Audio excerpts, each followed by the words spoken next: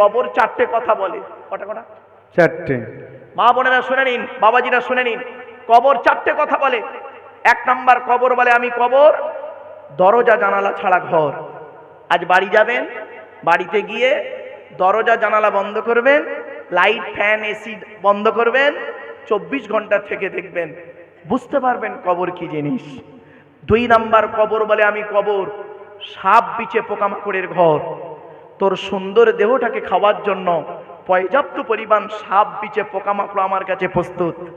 আপনারা জানেন আপনাদের গ্রামে কোনো মানুষ মারা গেলে আপনারা কি করেন? গোসল দিয়ে, কাফন পরিয়ে, জানাজা পরিয়ে, মাটি দিয়ে চলে আসেন, তাই তো নাকি? আচ্ছা, 20 দিন পরে কোনো দিন কবরের ধারে গিয়ে দুটো বাঁশ সরিয়ে দেখেছেন কেমন আছে লাশটা?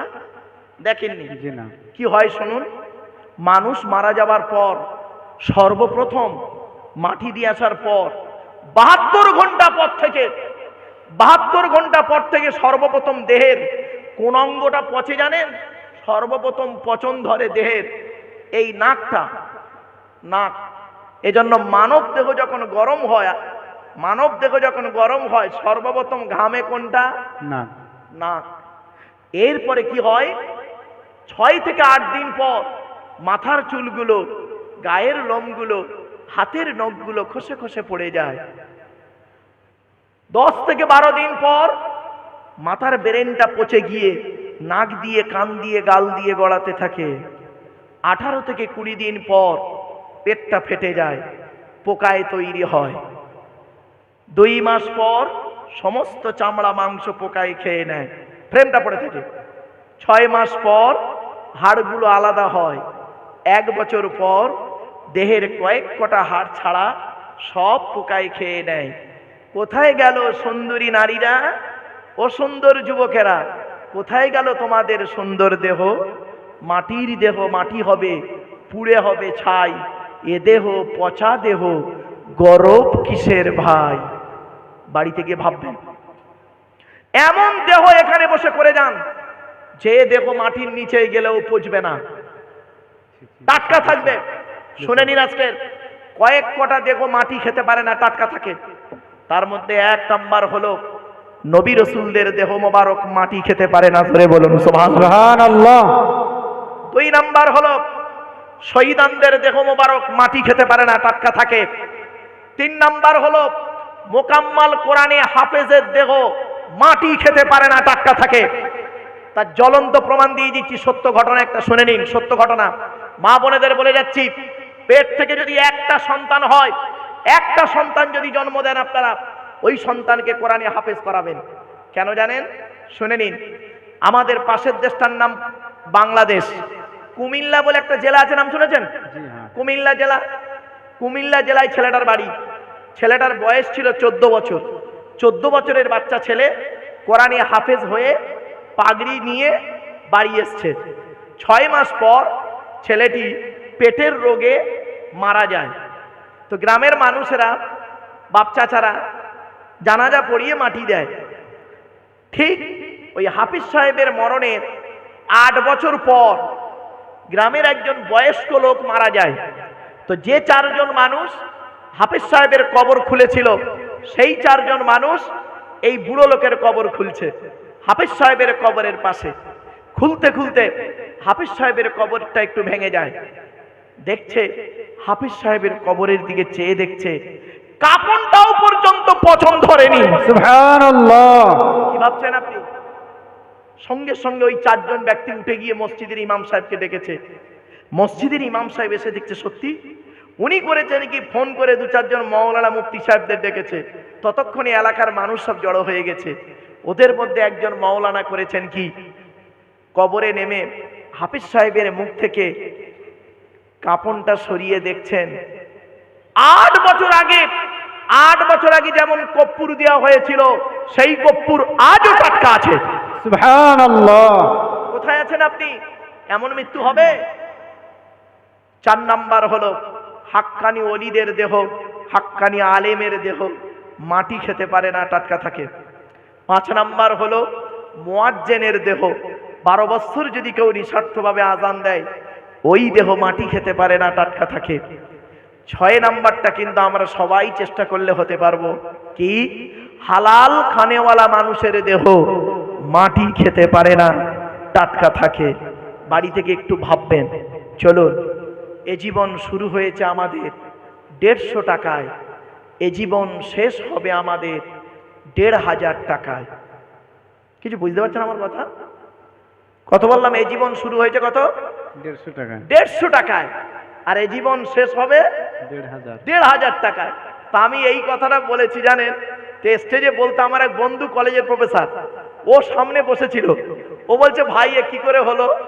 আমি প্রফেসর, আমার বউ কলেজের প্রফেসর, আমার বাপ কলেজের প্রফেসর, আমার মাও কলেজের প্রফেসর, আমরা বাড়িতে 4 জন কলেজের প্রফেসর। তো আমাদের 4 জনের মাইনে একত্রিত করলে মাসে 5 লাখ টাকার বেশি হয়। তা আপনি বললেন এ জীবন শুরু হয়েছে 150 টাকায়, কি করে? তা আমি অতগুলো মানুষের সামনে এইভাবে বলেছিলাম, দেখুন তো হয়েছে কিনা।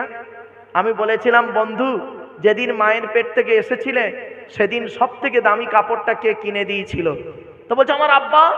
বললাম কত দাম ছিল? বলছে 1 থেকে 150 টাকা। আমি বললাম কাপড়টা নিজে পরতে পেরেছিলে? বলছে না, অন্যেই পরিয়ে দিয়েছিল। আল্লাহ বলছে আব্দুল্লাহ কিল মারুফ, মায়ের পেট থেকে তুই যেদিন এলি সর্বপ্রথম যে কাপড়টা তুই নিজে পরতে পারলি না, অন্যেই তোকে পরিয়ে দিল, তার দাম ছিল মাত্র 150 টাকা। তোর এ জীবন শুরু হয়েছে 150 টাকায়। আর যেদিন তুই মারা যাবি, যেদিন তুই মারা যাবি, তোর লাশটা যদি পাওয়া যায়, লাশটা যদি পাওয়া যায়, আর পাওয়া না গেলে তো হয়ে গেল, যদি তোর লাশটা পাওয়া যায়, যে কাপড়টা তোকে পরানো হবে তার দাম হবে 1000 থেকে 1500 টাকা। তুই নিজে পড়তে পারবি না, অন্যেই তোকে পরিয়ে দেবে। এ জীবন শুরু হলো তোর 150 টাকায়, এ জীবন শেষ হবে 1500 টাকায়।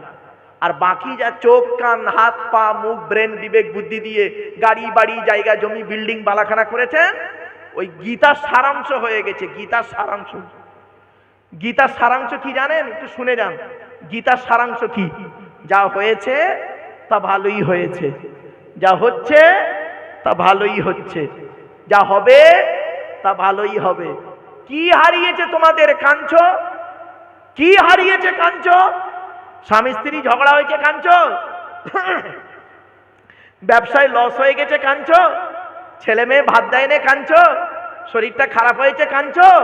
শুনে নাও, যা তুমি নিয়েছো এই পৃথিবী থেকেই নিয়েছো, যা দিয়েছো এই পৃথিবীতেই দিয়েছো, ঠিক না বেটি? যা নিয়েছো এই পৃথিবী থেকেই নিয়েছো, যা দিয়েছো এই পৃথিবীতেই দিয়েছো। যেটা তোমার আজকের আছে, গতকাল সেটা অন্যের ছিল, আজ তোমার আছে। তুমি আজ মারা যাও, আগামী কাল সেটা অন্যের হয়ে যাবে। বন্ধু, আপন বলে কেউ নেই আল্লাহর নবী ছাড়া, আপন বলে কেউ নেই। মা বোনেরা রাগ করবেন না, আমার স্টুডেন্টরা এমএ সেকেন্ড ইয়ার স্টুডেন্টদেরকে পড়াতে পড়াতে আমি একবার বলেছি, ছেলে মেয়ে উভয় আছে।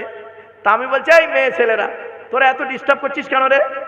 মেয়েরাও আছে ছেলেরাও আছে, আর এম এর স্টুডেন্ট মানে বুঝতে পারছেন, কেউ কোচি নয়।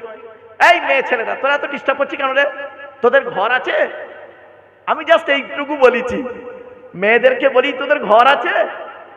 তখন একটা মেয়ে বলছে, বর্ধমানে বাড়ি মেয়েটার, বলছে স্যার আমাদের ঘর নেই। বললাম না রে কচি, নারীর কোনো ঘর নেই। বলছে স্যার কি বলছেন, ঘর নাই মানে? আমি বললাম তুই এখন কোথায় থাকিস? বলছে আমার বাপের ঘরে। আমি জায়গাটা কার নামে? বলছে আমার বাপের নামে। তা তোর কি? তোর তো কিছু নেই। বলে সত্যি তো? আর তোর যখন বিয়ে হয়ে যাবে কার ঘরে যাবি? স্বামীর ঘর। সে জায়গাটা কার নামে? স্বামীর নামে।